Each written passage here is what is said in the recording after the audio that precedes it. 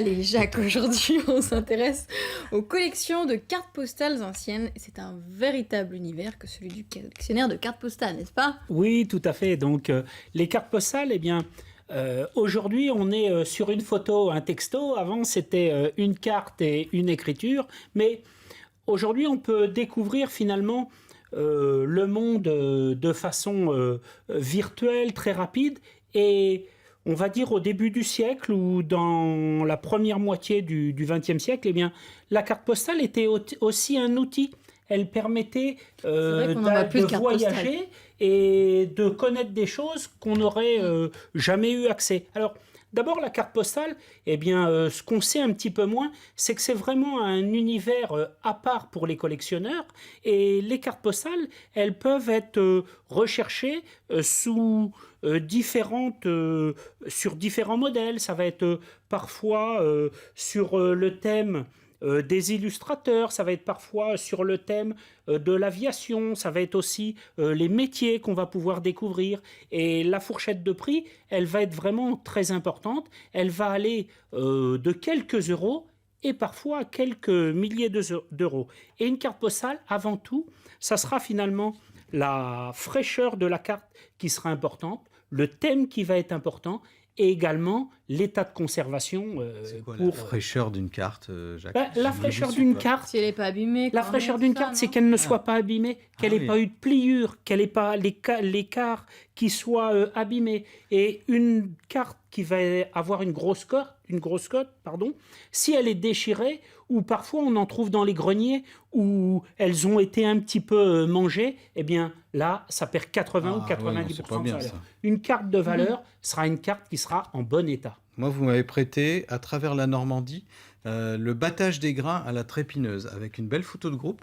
Donc, tous les agriculteurs, là, toute la famille est en randonnion. Il y a même le chien. Alors, c'était assez amusant parce que quand ce type de carte postale-là, c'est finalement les métiers qui vont être représentés, la vie courante, la vie commune.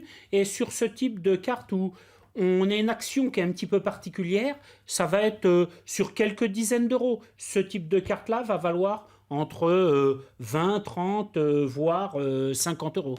D'accord, elle date des années 30, celle-là. Elle date des années 30. Bon, après, le texte est assez succinct. Meilleur remerciement. Il est juste écrit meilleur remerciement, bise. Bon, voilà.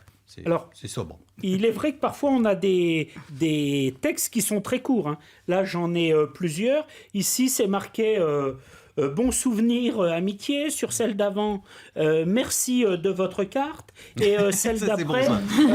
Ça peut être long comme échange. Merci pour ta carte. Merci. Donc finalement, le message était parfois très court. On a retrouvé Laurent Lévesque sur les cartes postales, justement. Enfin, un de ses ancêtres. Incroyable. Tout à fait. Laurent déjà faisait du spectacle, puisque en Picardie, à une époque ou à une autre vie, on va dire, il prenait déjà des situations élevées, puisqu'il était sur le thème de l'aviation. Et le thème de l'aviation, c'est un thème dans la carte postale qui va être finalement relativement très recherché et qui aura des prix importants. Alors, bien sûr, les cartes postales qui vont être chères sur le marché de la collection, ça va être quand on va avoir les premiers modèles d'avions ou aussi ce qu'on va appeler les ballons montés, les dirigeables. Sur les dirigeables, on va avoir des cotes qui vont être assez élevées puisqu'on va être sur des prix à 100, 150 euros. Alors, d'autres thèmes seront également très recherchés. Les thèmes des marchés. Là, on a une autre carte sur la vie qui est des marchés plutôt agréables puisque c'était le marché aux truffes. Alors, toujours en bel état, mais les collectionneurs, il faut aussi indiquer que ce type de carte postale est tiré à très peu d'exemplaires. Donc, c'est ce qui va, bien sûr, faire le prix. Alors, tout ce qui est rare et cher, c'est dans toutes les collections le même principe. C'est en général, peu on a d'éditions, plus la série est limitée, plus les prix sont importants. Les cartes fantasy.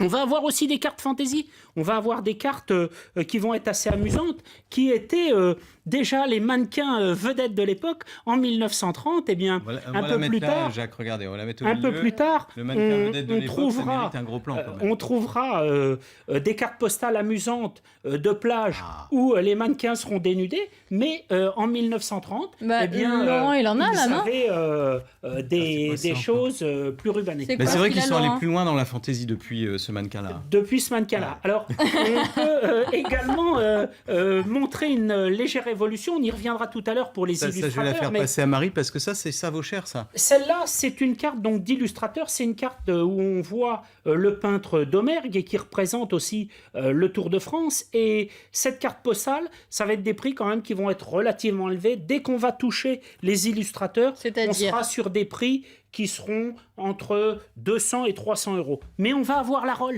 Même, hein. La Rolls, pour les illustrateurs, joli, ça va être donc Mucha. Ah, mais c'est Et oui, Mucha, le record de France a été donc... on va pas la sortir de l'étui parce que le prix est tellement élevé. A été atteint donc par une vente qui était dans notre région, grâce à un grand expert qui était Jean-Claude Trégnier.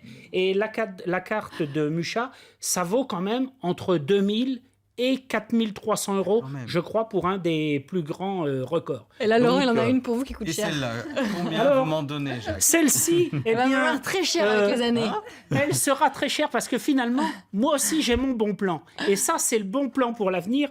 On avait des cartes postales qui étaient dédicacées, c'est ce qu'on appelle de la carte photo. Ouais, c'est une photo. On a ici donc une carte dédicacée de Georges Brassens. Vous en avez une de Lynn Renault ou faites passer, regardez. Ou bien une de Tino Rossi. Ces Rossi, cartes là. dédicacées peuvent valoir quand même entre 100, 200 ou 300 euros. Et bien sûr, pour mon bon plan, celle que vous m'avez montrée, eh bien, dédicacée par nos deux artistes qui sont devant nous, je pense que c'est l'avenir. Dans quelques années, les collectionneurs s'arracheront cette carte. On va vous la dédicacer tout de suite. Voilà. Merci beaucoup, Jacques. C'était très intéressant, comme chaque semaine.